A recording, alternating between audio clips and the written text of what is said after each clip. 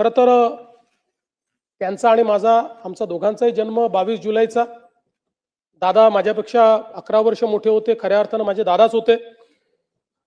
आणि मला असं वाटतं की गेल्या जवळपास 1 दशकापेक्षा जास्त काळ, ते तर सोबत कदाचित उशिरा आले आमच्या, पण 1 दशकापेक्षा जास्त काळ अतिशय आमची जवळीक होती,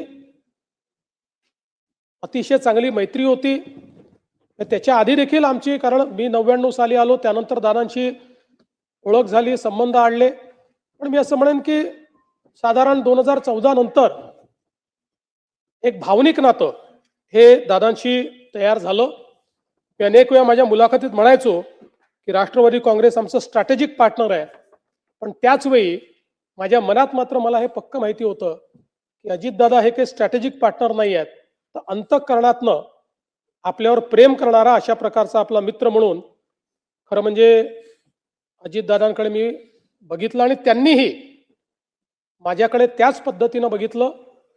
आणि जीवनभर मला असं वाटतं की आमचं ते नातं त्यांच्या अंतिम दिवसापर्यंत कायम होतं.